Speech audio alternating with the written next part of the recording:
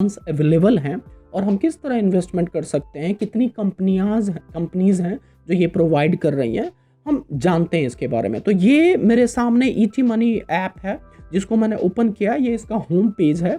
अब जैसे ही मैं इन्वेस्टमेंट पे आता हूँ तो इन्वेस्टमेंट पे देखिए यहाँ नीचे दिख रहा है mutual funds, stocks and fixed deposit, right.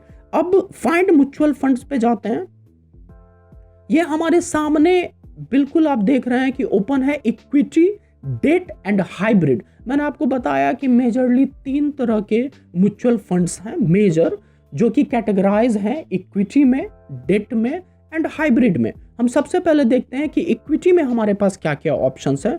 तो यहाँ देखें व्यू ऑल पे गया और ये देखें सबसे पहला ही ऊपर दिख रहा है हमें ELSS। मैंने आपको बताया कि ये एक इक्विटी लिंक्ड सेविंग स्कीम है। ये मेनली उनके लिए बेहतर माना जाता है जिनको 80C टैक्स के बचाने के लिए, एक तरह का ये टैक्स सेविंग स्कीम्स है जिसमें आप 1.5 लाख रुपीस तक पर एनम टैक्स इन्वेस्टमेंट दिखा के उस अमाउंट पे टैक्स बचा सकते हैं, राइट। और इसका लॉक इन पीरियड होता है जनरली 3 साल का। अब नीचे आए तो हम देखें यहाँ मेंशन है कि ये कैटेगराइज किया गया है विद इन इक्विटी भी on the basis of diversification. अब डाइवर्सिफिकेशन में देखें हमें दिख रहा है multi cap, focused, value oriented, international.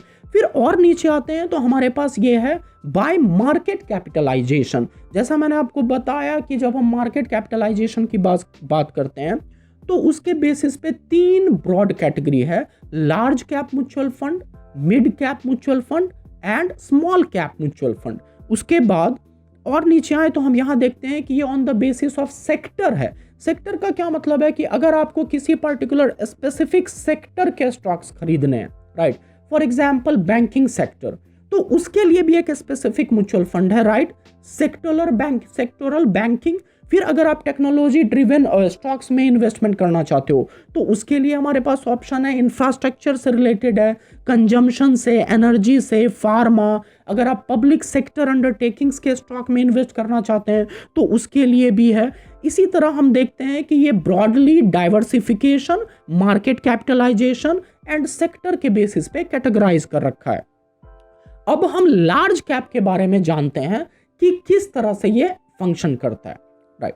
अब हम देखते हैं मिड कैप के बारे में। मैं यहाँ ओपन कर रहा हूँ मिड कैप। जैसे ही मैंने मिड कैप को ओपन किया, आप देखते हैं यहाँ सबसे ऊपर लिखा आ रहा है, मैंने बताया कि 1 से लेके 100 तक जो सबसे बड़ी बड़ी कंपनियां हैं, बेस्ट कंपनीज हैं, उनके स्टॉक्स में अगर इन्वेस्टमेंट करती है कोई कंपनी तो उसे हम लार्ज कैप म्यूचुअल फंड कहते हैं, जैसा हमने अभी देखा।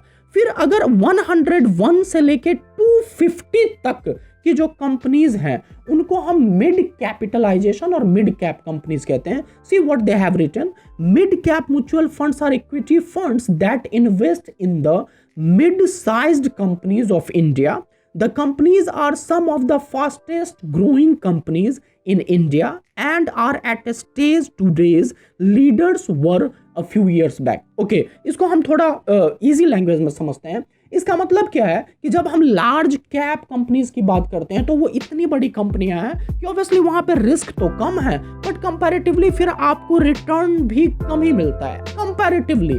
बट अगर आप उस स्टॉक्स को फाइंड करते हैं या उन म्यूचुअल फंड्स में इन्वेस्ट करते हैं जो कि अभी बहुत बड़ी कंपनी नहीं बनी है, मिड साइज्ड है, तो इसका मतलब वहां पे ग्रोथ के पोटेंशियल ज्यादा है। ऑब्वियसली रिस्क भी ज्यादा होगा उसमें as comparison to the large cap, तो फिर रिटर्न भी ज्यादा है। इसी तरह जब हम स्मॉल कैप की बात करते हैं तो वो कौन सी कंपनीज हैं जो कि 251 से लेके ऊपर की जो कंपनीज हैं उन्हें हम स्मॉल कैप कंपनीज कहते हैं। और उस तरह के स्टॉक्स में अगर इन्वेस्ट करती है म्यूचुअल फंड कंपनी तो उसे हम स्मॉल कैप म्यूचुअल फंड कहते हैं। Okay, so getting back to the mid cap funds, हमारे पास सबसे पहला ही दिख रहा है हमें क्वांट मिड कैप फंड।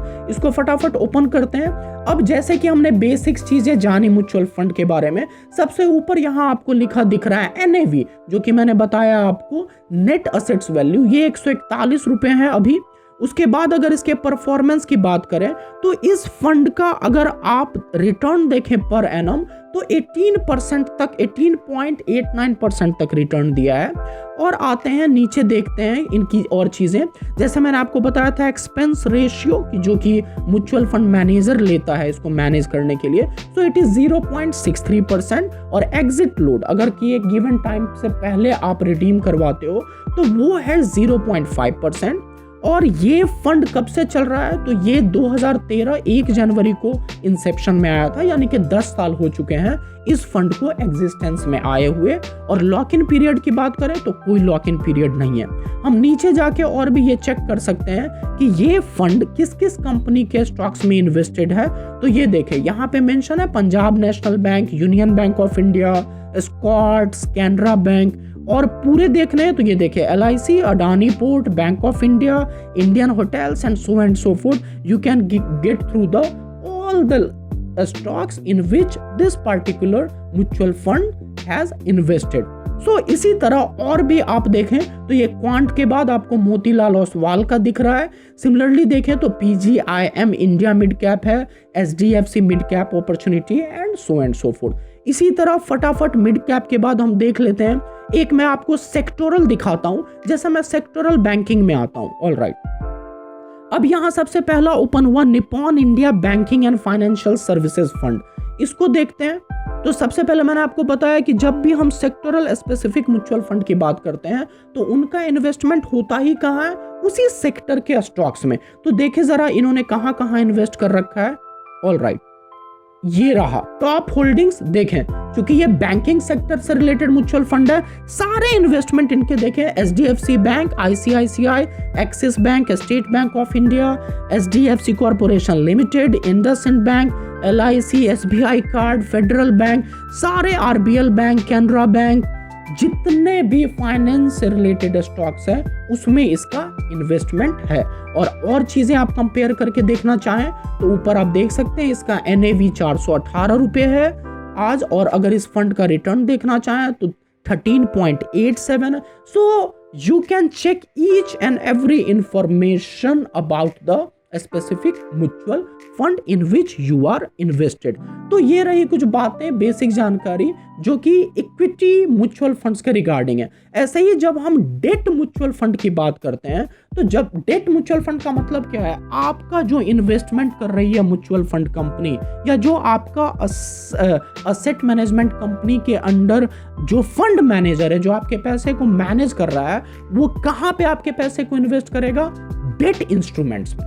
हमें पता है डेट इंस्ट्रूमेंट का मतलब क्या है, एक फिक्स्ड रिटर्न वाले इंस्ट्रूमेंट। सबसे अगर बेस्ट एग्जांपल बोलूं जो जनरल हर लोग इन्वेस्ट करते हैं, FD बैंक देती है।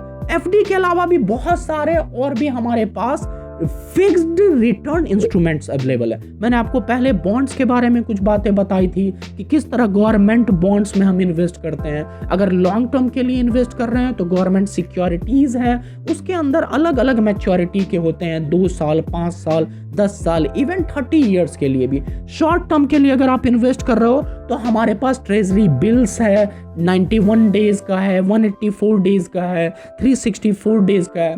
सिमिलरली जब हम वेरी शॉर्ट टर्म की बात करते हैं तो हमारे पास कैश मैनेजमेंट बिल है।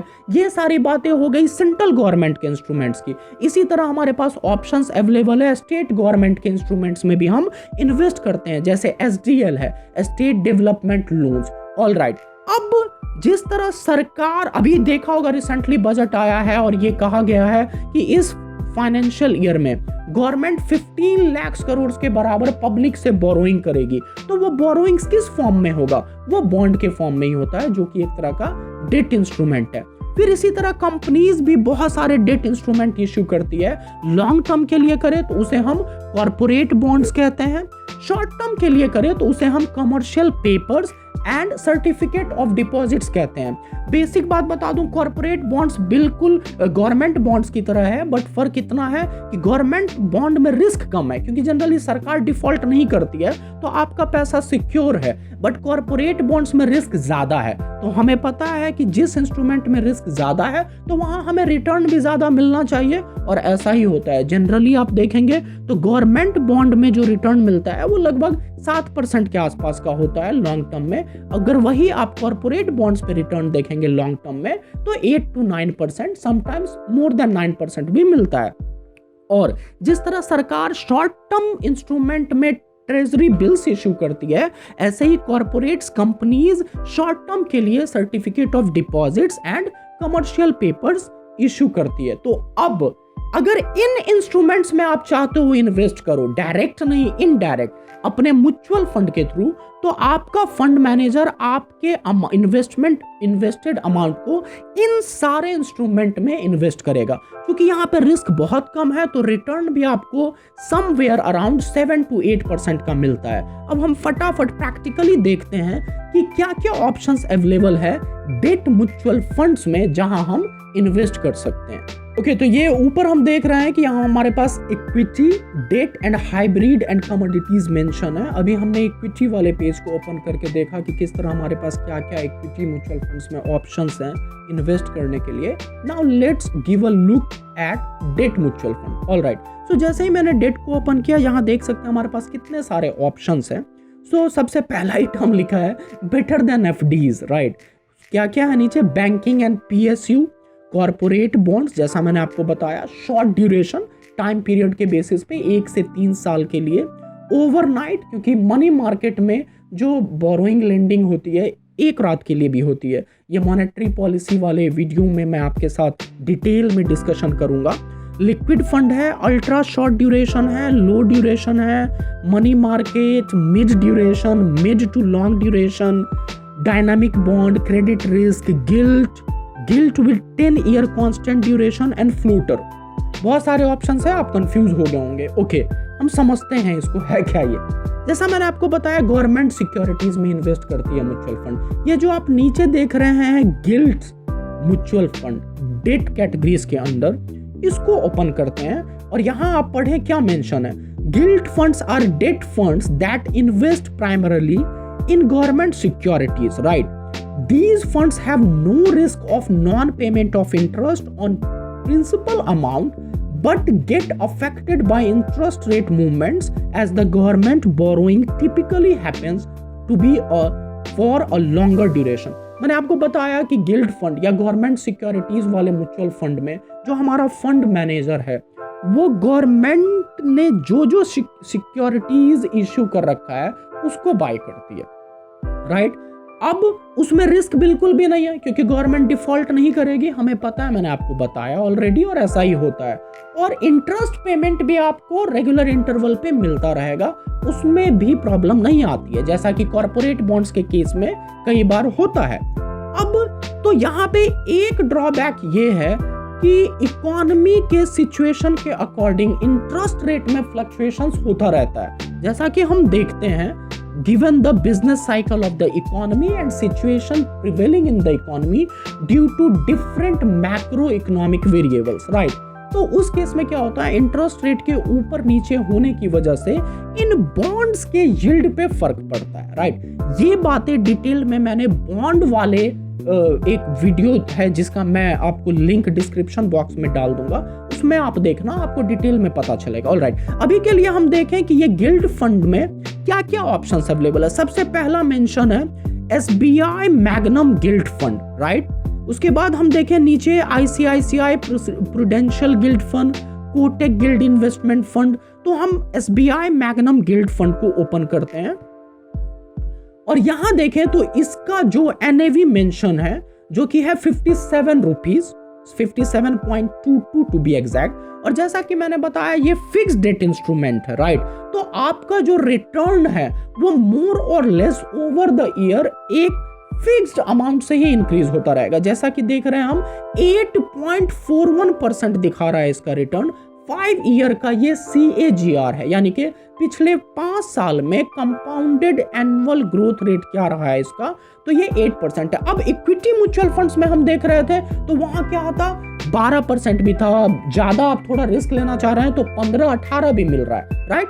बट वहां पे रिस्क भी है, it can go either way. But चूंकि जब हम डेट म्यूचुअल फंड की बात कर रहे हैं तो यहाँ पे इन्वेस्टमेंट ही डेट इंस्ट्रूमेंट में है, तो यहाँ पे जो रिटर्न है वो फिक्स्ड है, तो यानी कि वो 7, 8, 9% के बीच में ही हॉवर करेगा, राइट। अब ये देखें, इसका ये हम अगर चार्ट देखें तो आप देख सकते हैं 2014 से लेके 2023 तक का जो ग्राफ दिख रहा है, ये आपको एक कांस्टेंट अमाउंट से ही बढ़ रहा है, राइट।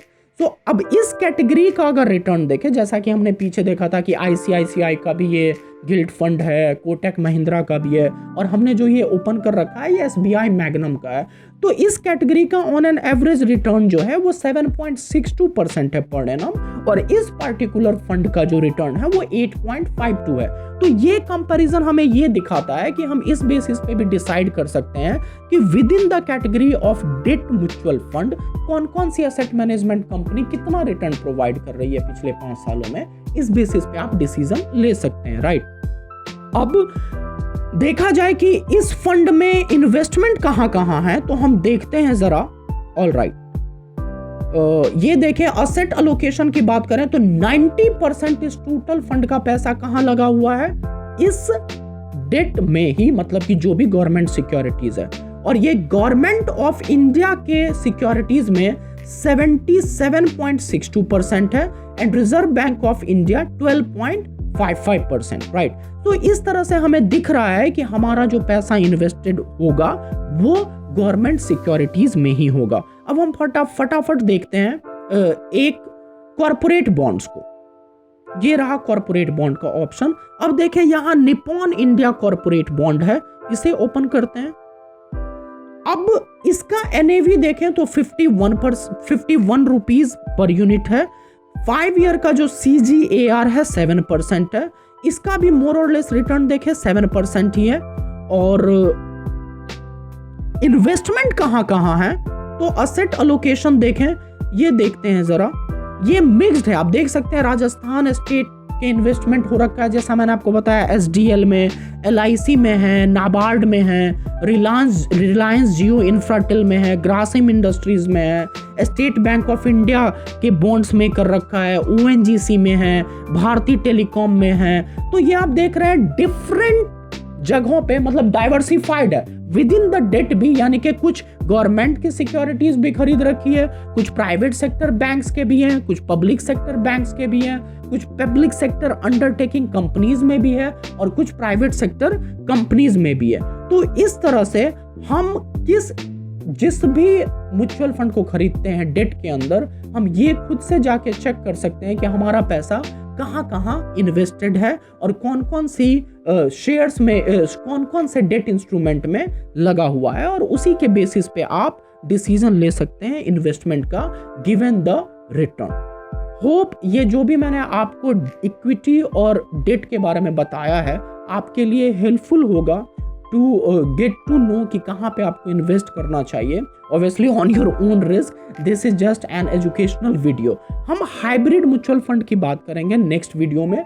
उसके अलावा जो मैंने आपको स्टार्टिंग में बताया था कि there are index funds and there are ETFs, exchange traded funds, वो क्या होते हैं, इसके बारे में भी हम अपकमिंग वीडियोस में बात करेंगे। और फिर हम देखेंगे कि तीनों में क्या डिफरेंस है एक कंपैरेटिव एनालिसिस में।